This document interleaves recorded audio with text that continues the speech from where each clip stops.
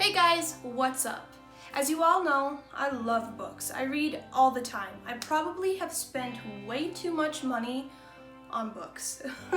It's behind me down here. I don't think you guys can see it, but it's a bookshelf that holds a majority of my books. I have quite a few still around in boxes in my closet around the house. Needless to say, I'm obsessed with reading. I could be more interested and obsessed with worse things though, so I think that's okay, right? In today's video, I'm going to be showing you 5 books I absolutely love, and I'm going to tell you why I love them, and then I'm also going to show you 3 books that just didn't do it for me. They were bad, in my opinion. All of this whole video is my opinion. People might see the books that I show that I did not like at all, and they might love them, and they might hate the ones that I absolutely loved. So everyone has their own personal opinion, personal preference. I think when it comes to books, everyone really does have their own specific taste, whether it's what the book is on, the genre, or how the writer, the author kind of words things, puts the book together, because there are a couple authors, no matter what book it is, I just don't like. Personal preference, baby. The first one is Note to Self by Franta. This is an open diary written by Connor. It has a bunch of his photography, some poems, and it's basically just a bunch of journal entries. That's the style of it, at least. I don't know if this is like plucked out of his personal journal or if he specifically wrote it for this book. Regardless, I loved it. It's really cool to get into the mind of someone who has been and still is really popular on social media. I've been following Connor and I've been subscribed to him ever since before he was in O2L. I love him. He seems to have a great personality. Of course, I don't know him personally. I wish, but he just seems like a really good, kind-hearted person, and this was definitely one of my favorite books that I've read to this day. It's probably in my top 5, for sure. The next one is All the Bright Places by Jennifer Niven. I'm going to butcher all of these authors' names because I just can't pronounce things right. I'll leave all the authors and the books in the description below. If I do pronounce things wrong, which I know I will, I'm sorry. Anyways, All the Bright Places. This is definitely, again, in my top 5. I absolutely love this book. They're actually going to be making it into a movie, which is pretty exciting. I hope they hurry up and do that, because I don't think this is a newer book. I could be wrong, but I think it's been on shelves for quite a while. Get a sneeze.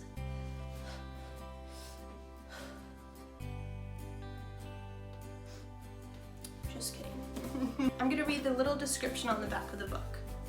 A heart-wrenching, unflinching story of love shared, life lived, and 2 teens who find each other while standing on the edge. Theodore Finch is fascinated by death. Every day he thinks of ways he might die, but every day he searches for and manages to find something to keep him here and alive and awake. Sorry, my voice annoys me. Violet lives for the future, counting down the days until graduation, where she can escape her small Indiana town and her aching grief in the wake of her sister's death. When Finch and Violet meet on the ledge of the bell tower at school 6 stories above the ground, it's unclear who saves who. Soon, it's only with Violet that Finch can be himself, and it's only with Finch that Violet forgets to count the days down and start living them. But as Violet's world grows, Finch's begins to shrink. The ending killed me in this book, I'm not gonna lie. I'm not gonna tell you what happened, but I died. The next one is DROPKICKromance by Cyrus Parker, and I got this one from the poetry section in Target. Most of the poetry books in Target are not my cup of tea. I don't really like them. They sound like they were written by a 2-year-old, but hey, they got their books on the shelf. They're making money. Their book is in Target, so they must be doing something right. But this was a whole different story for me. It was so good. It's just a whole different insight on love, the world, relationships with family, friends. It seems to me like most female poetry writers kind of sound alike. And I mean, it kind of makes sense, I guess.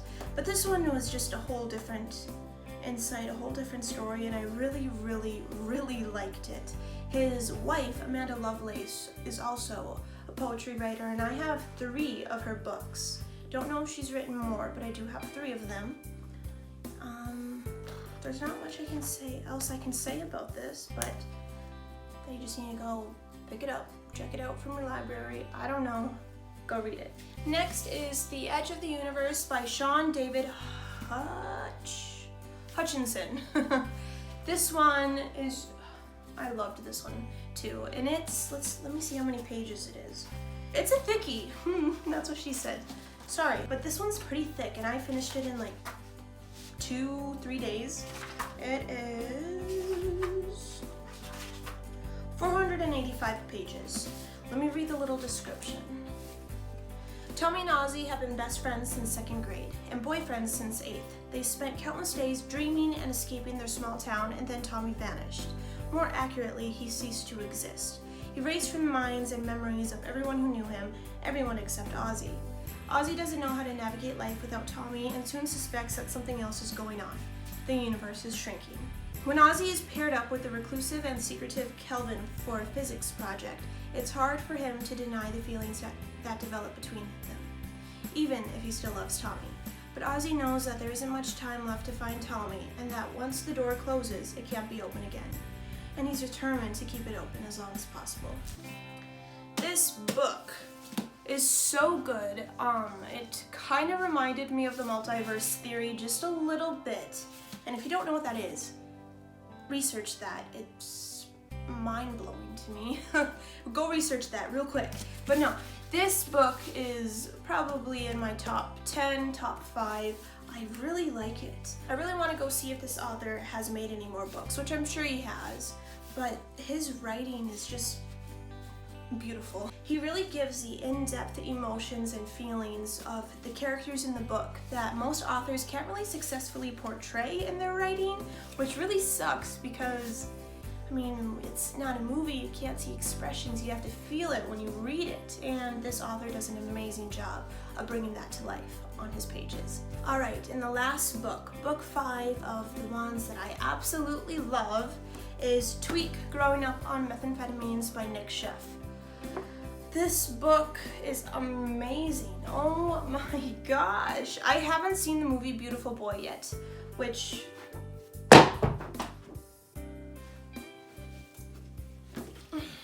I need to. But Nick is, well, first of all, this story is based on a true story. It's based on Nick's life, the author's life.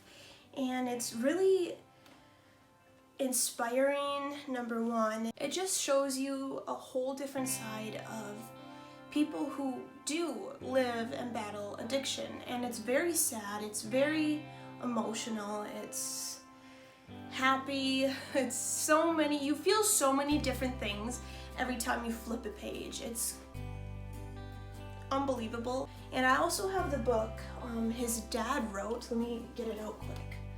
Oh, where is it?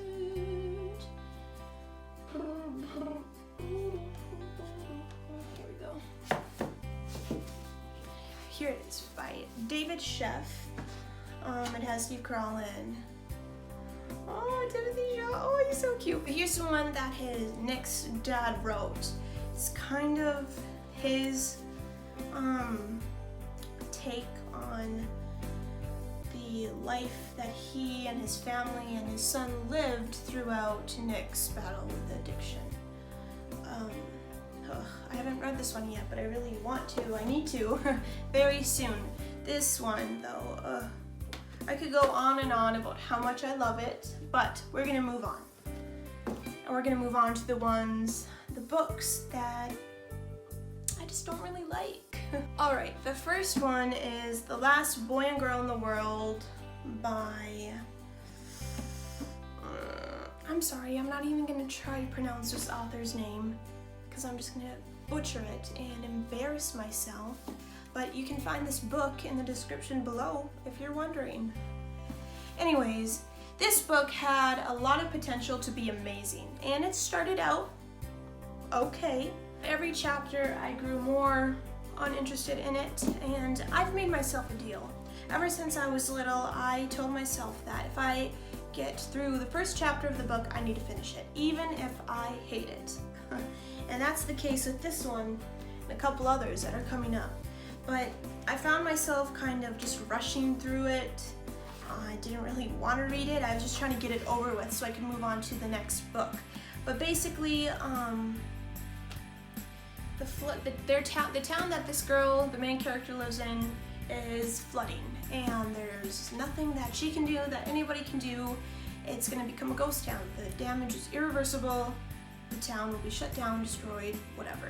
But it was really slow at first, and then everything happened at once, like in one chapter, and then the ending was very slow. There was no build-up. It was just, it ended with, ugh. I'm sorry, there's nothing good I can say about this besides it had the potential to be great. The author, in my opinion, kind of blew it. I'm sure other people absolutely love this book. I just wish you would have taken her time. All the characters all the characters in this book were just not likable. It was, Moving on. The next book is called How She Died and How I Lived, and it is by Mary Crockett. I think that's how you pronounce it. And again, this one had the potential to be great. I thought I was gonna love it, but I didn't. This book is the same case as the other one. I was just trying to get through it. I read and read for like days on end, as much as I could, just so it could be done with, because I didn't want to read it anymore. But I did finish it. I read the whole thing, and it was very slow moving. It was probably the slowest paced book that I've ever read, and it is, how many pages is this?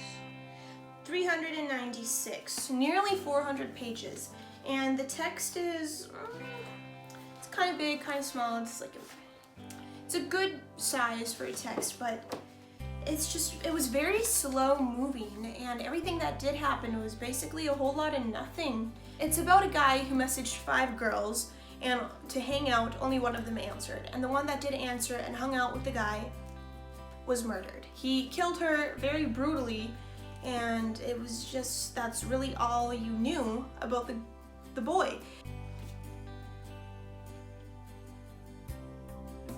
I'm still just remembering how excited I was to read this, but it was a whole lot of nothing. It was so slow moving, and it's just like it kept repeating itself, repeating itself, repeating itself. It felt like I was reading the same chapter over and over and over again.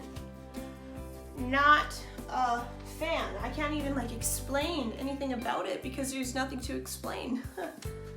And the last book is Diary of an Oxygen Thief by Anonymous. Man, this book disappointed me so much. I really thought I was gonna like it. I first heard of this book on either Tumblr or Twitter, and everyone was like, you guys, look at the first page of this book. It's amazing.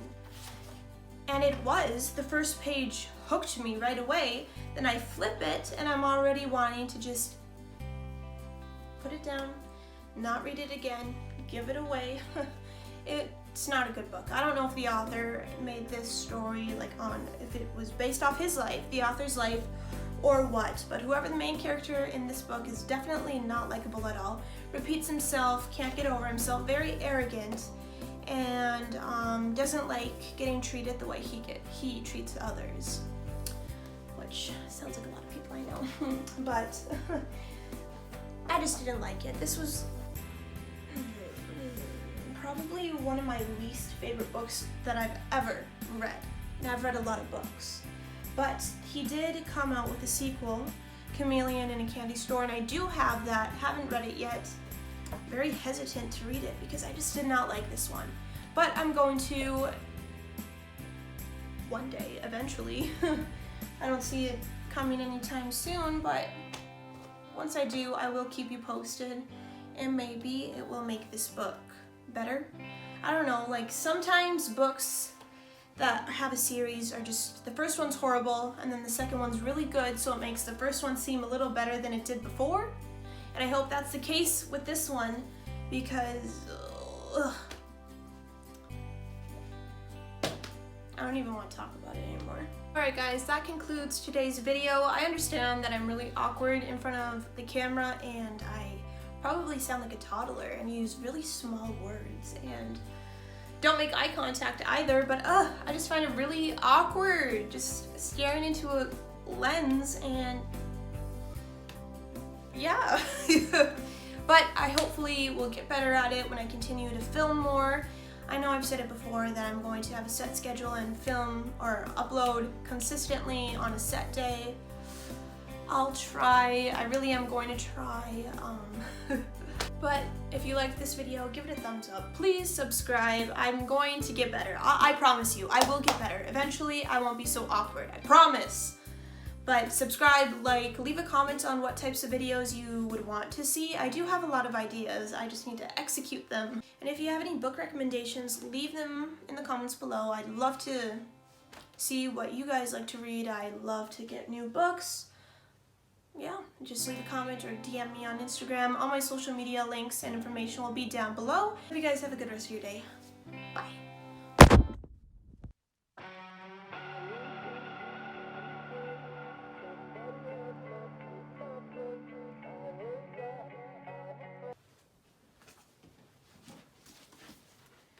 Alright, the next book is called How She Lived and How I... Alright, the next book is called How... Alright, the next book is called How She Died and How I Lived.